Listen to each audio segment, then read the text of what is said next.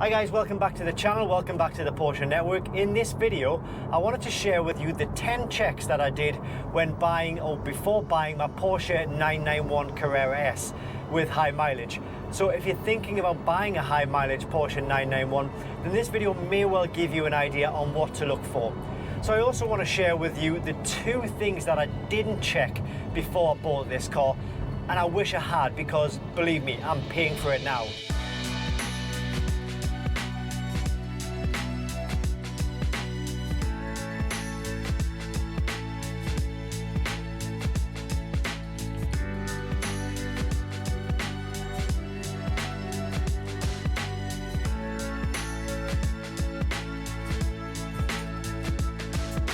So this 991 is coming up to 78,000 miles, and for a general 12-year-old car, it's not exactly high miles, but it probably is considered higher mileage for a Porsche 991.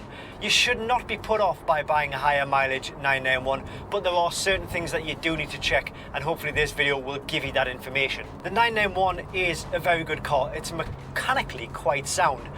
But there are no issues when it comes to IMS, and while bore scoring can occur in any vehicle, you're far less likely to see it occur on the 991.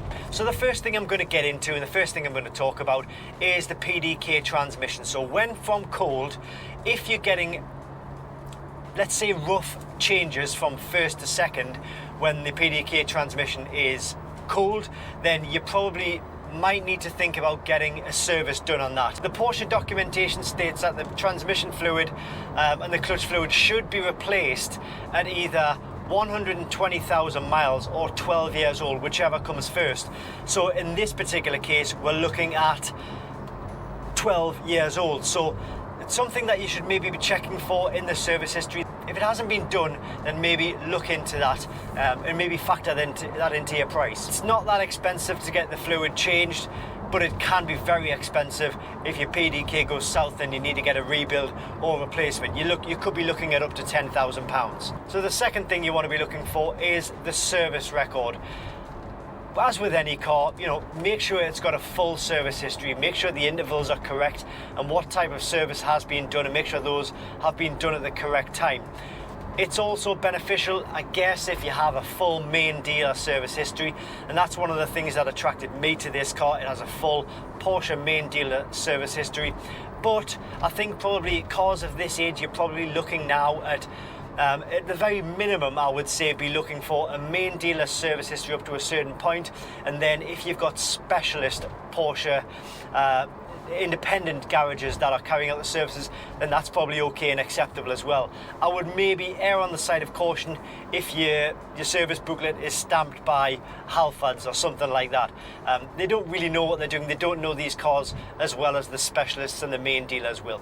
But make sure it has a full service history, as with any car, to be honest. The next thing to make sure you do or take with you is take a scan tool with you. The tool I'd recommend for this car is the POR version 3.0, purely because it is dedicated for Porsche vehicles. Okay, I'll pop the link in the description. And one of the beauties of this tool is that it can read the genuine mileage or the genuine sort of information from the ECU of the vehicle. So let's say if you maybe had a suspicion that the vehicle had been clocked and the mileage was maybe showing less than you think, what you can do is you can hook this tool up and it'll read the genuine mileage from the ECU of the vehicle, not the speedo cluster. If somebody's going to change the speedo cluster, I would say in most cases, not every case, but most cases, they will change it on the speedo cluster and not the ECU. So if there's a discrepancy between the mileage on the ECU and the cluster, then you know it's probably been clocked at some point. But not only can it do that, which is obviously very beneficial, but it can also read and clear faults and warning lights in all of the main systems like your engines, airbags, ABS, transmission, and it can do service resets, it can do electronic park and brake resets, steering angle sensor resets, and a lot more service functions that would generally need to be carried out at a specialist service center. So the next thing we're going to be looking at is the paint on these cars, and I want to say from the start that I am not a paint expert, but I do know a little bit on what to look for when it comes to these cars. They have low down front ends, and this is a 12-year-old car, so it stands to reason that over those 12 years you're probably going to get scratches, stone chips, marks on the front nose cone of the, and maybe on the wings and on the front of the car as well. So don't be put off if it has got those. Just know that it probably hasn't been repainted and it's still wearing the original paint. Now this car in particular, I did it myself. I got the front end resprayed, and that is because, as I say, it was full of chips, it was full of marks, and I wanted to make the car look as good as possible. Plus I put the aero kit front bump on, so I kind of needed to blend the whole thing in, and doing a front end respray just seemed like the right thing to do at the time. So if these cars, I would say probably a lot of them have had front end resprays. If they have, don't worry about it. If the paint looks too good on the front end, then don't worry about it. If, however, the paint is too good to be true all around and you suspect that the car has had a full respray, then you can maybe start erring on the side of caution. So if it's a front end respray, great, don't worry about it. If you suspect it's been fully resprayed, then be asking questions why. So it's not just the engine and the transmission that you need to be taking care of and taking a good close look at. It's obviously the running gear of the car. You need to be looking at the suspension components, perished rubber items. They may well need to be replaced.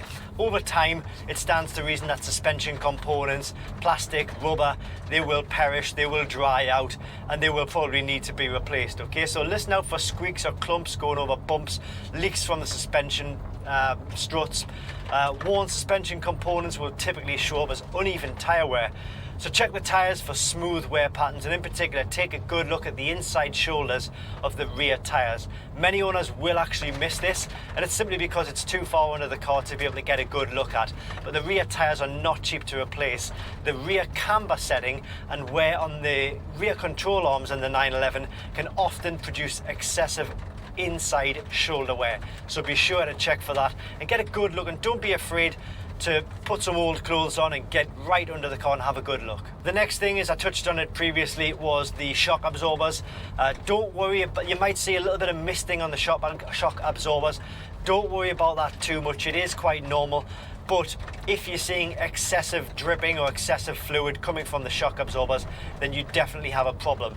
Ultimately though, make sure the spacing between the two rear wheels is the same, and make sure the spacing between the front wheels is the same, between the front, the bottom end of the arch and the top of the tyre. So make sure they're the same on the front and then also on the rear. Next up is the coolant radiators, air condensers. They are placed, the design of the 911 has placed them at the front of the car so that you can understand why, because they get maximum airflow to them.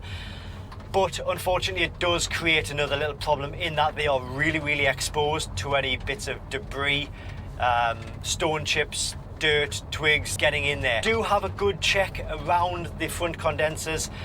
It's probably not unnormal to see sort of small curves and small marks on the fins, but if they just look completely battered and they look sort of really bad condition, then you're probably going to factor in getting those replaced. Now, they're not actually that expensive to replace. They cost about £100 plus the fitting. It's a bumper off job. So it's not the end of the world if they do need replacing, but just maybe factor that into your price. But while you're down there, have a good look in. Make sure it's free from any like twigs or debris, small rocks, or even any dead animals, because it's not uncommon for those to collect in there. So next up, we're going to be looking at the brakes. The brakes on the 991 are actually excellent, but as with any vehicle, over time, the brake pads, the brake discs, they can deteriorate, they will wear out, and they will need to be replaced. So it's definitely worth checking how much meat is on the pads, because although brake pads aren't cheap, it's just another job for you to worry about. The 991 came with drilled brake discs.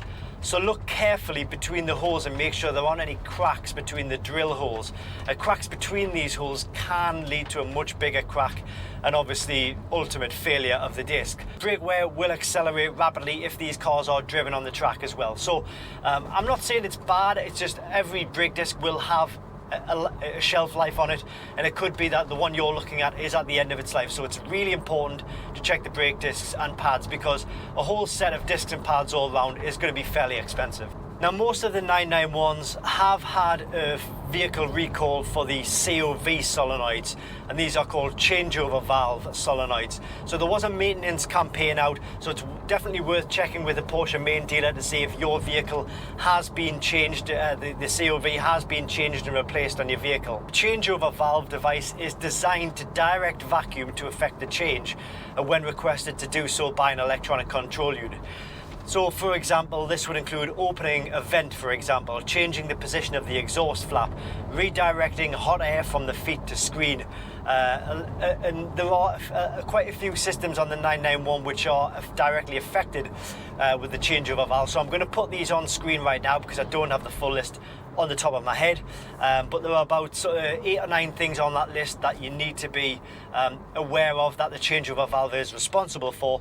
So it's definitely worth checking with the main dealer to make sure that that has been repaired under the vehicle recall scheme. Those changeover valves have been an issue on all 991 cars, and definitely a lot of cars since the 996 era. So if you're experiencing a failure of any of the systems that contain the COV, it's definitely worth checking the correct operation before you go ahead and actually buy the car from that list that I showed you before.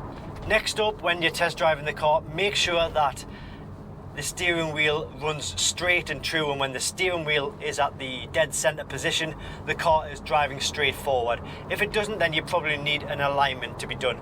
Alignments aren't that expensive, maybe cost about £125, but you know, over the years, the car will probably have experienced a lot of brake changes, a lot of suspension component changes, which can all affect the alignment of the wheels. So it's definitely worth making sure that the car runs true, straight and proper with the steering wheel in top dead center position. If not, then maybe again factor in the fact that it's going to need an alignment. So I mentioned at the start of the video that there were 2 things that I didn't check when it came to buying this particular 991, and I wish I had, and I'm paying for it now, and I really am, particularly on a day like today, because the first thing was the air conditioning. The air conditioning on this car is dead. It's not dead, but it just needs a full regas. So when I try and put the air conditioning on, all I'm getting is like sort of lukewarm air at best.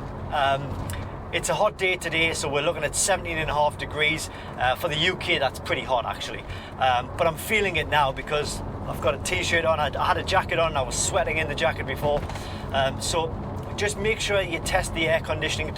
You might feel like if you're buying it in winter, you shouldn't be bothered about the air conditioning, but trust me, you'll regret it when it comes around to the summertime and you need that air conditioning. So it makes driving this car just a little bit uncomfortable, a little bit sweaty when driving it in the summer, which is really when you should be driving these cars, getting the most out of them and enjoying them. So double check that the air conditioning is super icy cold. If not, factor in maybe something like, I don't know, 100, 125 pounds for an air conditioning regas. And then the second thing, which I could honestly kick myself for, because I've had enough of these 991s to know better. So it just shows you that even somebody who's had a few 991s is susceptible to missing something. So on my previous 991s, I was always complaining that they had rattles and vibrations. And when I test drove this car, I thought to myself, this is fantastic. I've finally found a 991 that doesn't have any vibrations.